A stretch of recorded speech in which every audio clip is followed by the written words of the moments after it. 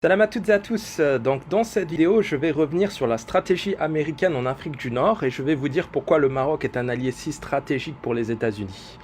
Le Maroc va être l'épicentre d'une lutte d'influence considérable entre l'Europe et les États-Unis qui risque d'embraser tout le sud de la Méditerranée.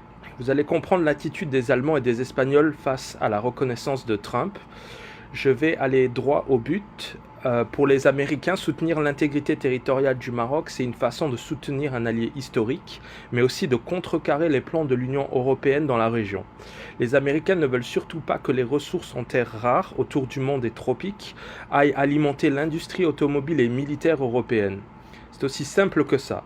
Le mont Tropique, qui se situe dans les eaux territoriales du royaume, a subi une tentative d'appropriation par l'Espagne qui a essayé d'étendre sa zone économique exclusive de manière unilatérale et en contradiction du droit international. C'est d'ailleurs un rapport du département d'État américain qui stipule noir sur blanc que l'Espagne est dans l'illégalité au niveau du droit international car les îles n'ont pas les mêmes droits que les États pour délimiter leur zone maritime. Les Américains sont au courant des agissements des Espagnols et de l'Union européenne qui, dans un esprit néocolonial, essaie de spolier les ressources du Maroc. Décidément, l'Union européenne est une malédiction qui doit disparaître. Le monde des tropiques regorge de cobalt et surtout de tellure qui est un matériel très rare utilisé dans la fabrication de certaines armes, mais aussi de batteries électriques. Le dépôt de tellure au monde des tropiques est 50 000 fois plus important que tous les dépôts découverts jusqu'à ce jour. Quant aux réserves de cobalt, elles sont équivalentes aux réserves du Congo. Avec ces dépôts, le Maroc pourrait produire plus de 250 millions de voitures électriques. On comprend mieux l'hostilité de l'Allemagne qui souhaiterait que ces réserves restent entre les mains sales de l'Union européenne. Mais c'était sans compter sur les États-Unis et désormais l'Angleterre qui a multiplié les rapprochements avec le Maroc. Je rappelle que c'est une compagnie d'exploration britannique qui avait découvert ces ressources en 2016, poussant l'Espagne à se précipiter pour étendre son espace maritime comme un chien se jetant sur son os. Le Maroc a fait la même chose en 2019 en légiférant sur son espace maritime au Sahara, créant de facto un conflit avec l'Espagne. Je pense que c'est à ce moment-là que les relations entre le Maroc et l'Espagne ont commencé à se détériorer.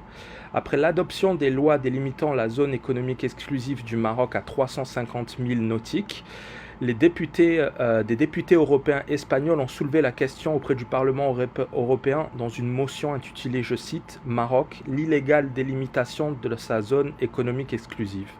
Le texte dit, entre autres, que le Maroc occupe illégalement le Sahara occidental et que par conséquent le pays n'a aucun droit sur l'espace maritime du territoire. Encore une fois, il y a en arrière-plan la volonté sournoise de l'Espagne de s'approprier le mont Tropique. C'est du néocolonialisme pur. À la fin du texte, les 6 parlementaires espagnols demandent au Parlement européen ce qu'il compte faire pour, je cite, défendre les intérêts de l'Espagne et par conséquent les intérêts de l'Union européenne. Donc on a clairement une association de malfaiteurs qui s'apprête à faire le casse du siècle, mais c'était sans compter sur Trump qui a pulvérisé le plan machiavélique de cette union de voleurs. Je rappelle que ce torchon qui a été présenté au Parlement européen par ces clowns espagnols date de janvier 2020, donc bien avant la reconnaissance de Trump et l'affaire Brahim Ghali.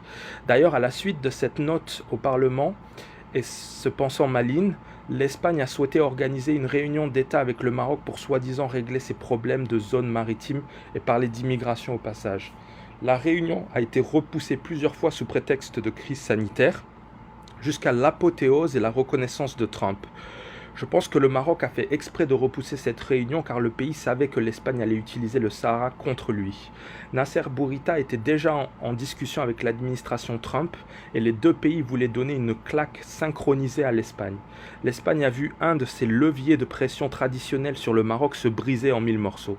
Levier qu'elle comptait bien évidemment actionner durant cette réunion pour pousser le Maroc à renier ses revendications maritimes. L'Espagne qui comptait menacer et arnaquer le Maroc s'est pris une double claque phénoménale. La réunion entre les deux gouvernements n'a toujours pas eu lieu et elle n'aura certainement jamais eu lieu car, entre-temps, on a eu l'affaire Brahim Ghali et la remontée des tensions entre les deux pays. C'est fascinant de voir les tractations en coulisses, la traîtrise de ces Européens qui ne sont intéressés que par les ressources naturelles du continent africain, peu importe comment ils les obtiennent. On comprend mieux la réaction paniquée de l'Allemagne qui a appelé à une session extraordinaire à huis clos du Conseil de sécurité des Nations Unies un jour seulement après la proclamation de Trump. Le but était de réaffirmer le consensus autour du référendum et mettre en garde tous les pays qui seraient tentés de suivre les pas des États-Unis. Les Allemands se voyaient déjà produire 250 millions de voitures électriques sur le dos des Marocains. Ils pensaient vraiment qu'on allait les regarder nous voler nos ressources comme du temps des colonies. C'est désormais Tesla et le Maroc qui vont en bénéficier au grand désespoir d'Angela Merkel. Angela Merkel pensait naïvement que Biden allait revenir sur la décision de Trump. Biden l'a dit lui-même, les révisions des accords d'Abraham se feront sur la base de l'intérêt suprême des États-Unis. À la suite de cette note du Parlement européen, le département d'État américain a sorti son propre rapport intitulé « Espagne, les limites de la mer », rapport numéro 149. Ce document date de novembre 2020, donc on est en plein blocage du passage de Guerguerat par le Polisario, quelques semaines seulement avant la reconnaissance de Trump. Je me demande même si l'Espagne n'y est pas pour quelque chose dans le blocage. L'idée a dû venir d'ailleurs. L'idiot utile de l'Est a dû exécuter les ordres du maître européen. Le régime algérien est facilement manipulable. Les Russes déstabilisent le Mali et la Libye, les Algériens achètent des armes russes. Classique, tellement facile, les Russes savent comment vendre des armes. En tout cas, je trouve que c'est une belle coïncidence que le blocage est intervenu alors que l'Espagne voulait discuter de l'espace maritime entre les deux pays. Le rapport américain stipule dans la conclusion que l'Espagne n'a pas le droit d'étendre son espace maritime autour de son archipel des Canaries au détriment du Maroc. L'Amérique a donc rappelé à l'Europe qui était le boss. Les Américains soutiendront l'intégrité territoriale du Maroc pour faire en sorte que les ressources extraordinaires du monde des tropiques ne tombent pas entre les mains des Européens. Les mêmes Européens se voient plongés dans un conflit qui les dépasse. Ils ont été pris de court et ne savent plus quoi faire. L'Allemagne pense toujours qu'il y a possibilité que les ressources des tropiques restent entre les mains des Espagnols. La France est prudente, elle est aussi tentée d'opérer un virage stratégique et se positionner avec le Maroc. Le pays a déjà 2 constructeurs automobiles installés dans le pays, donc le fait que le Maroc exploite ses ressources est une opportunité pour la France de développer ses voitures électriques et écraser la concurrence, notamment allemande. Mais les Français veulent aussi une part du gâteau algérien.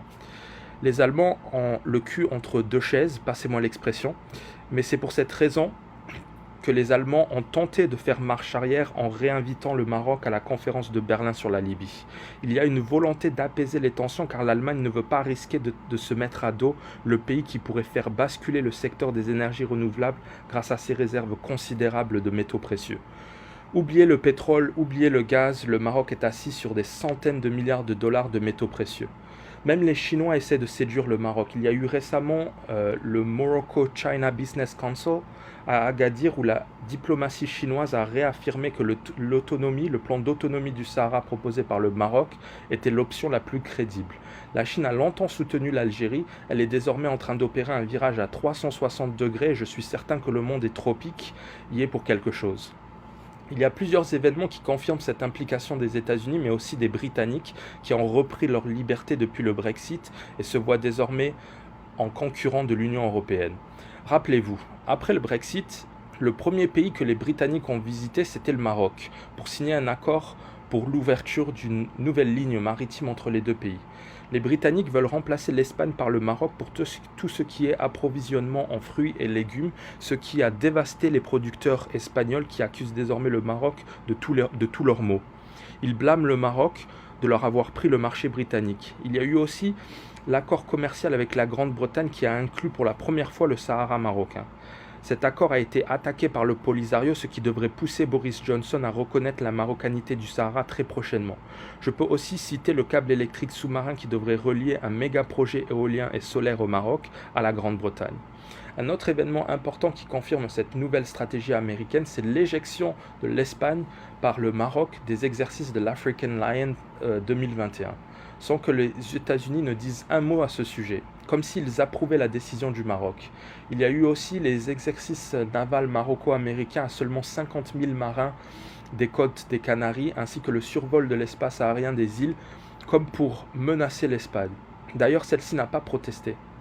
Enfin, il y a une crainte en Espagne que les Américains déplacent leur base militaire de la Rota en Espagne au Maroc. Les Américains ont fait des repérages pendant les exercices de l'African Lion et des responsables du Pentagone ont déclaré publiquement que l'Espagne n'était pas un territoire stratégique pour l'Amérique et que celle-ci avait plus intérêt à se rapprocher du Sahel. Donc le Maroc est un choix stratégique pour l'Amérique. Je pense que la vraie raison pour les Américains, c'est de réaffirmer leur soutien au Maroc et faire en sorte que les ressources du Maroc restent au Maroc. Le Maroc a récemment fait l'acquisition d'un bateau océanographique japonais pour justement opérer une cartographie de ces fonds marins en vue de découvrir d'autres dépôts éventuels. Il y a aussi des terres rares qui ont été découvertes aux abords de Dakhla et qui devraient être exploitées très prochainement. Le Maroc a les moyens d'être un géant de la batterie électrique car on a les principales ressources minières pour les produire. On a du phosphate, de la fluorine et du cobalt que l'on vend aux Allemands alors qu'on pourrait produire des batteries chez nous. Il nous manque du bauxite et du lithium que l'on peut se procurer facilement en Afrique grâce à la zone de libre-échange. Notre grand scientifique Rachid Yazami est déjà en discussion avec le gouvernement marocain pour produire une batterie électrique, donc c'est une affaire à suivre. Vous l'avez donc compris, les enjeux sont énormissimes pour le Maroc. On a notre développement à portée de main. Donc s'il vous plaît, partagez cette vidéo, abonnez-vous. Il faut que tous les Marocains prennent connaissance de ce monde des tropiques qu'on essaye de nous voler.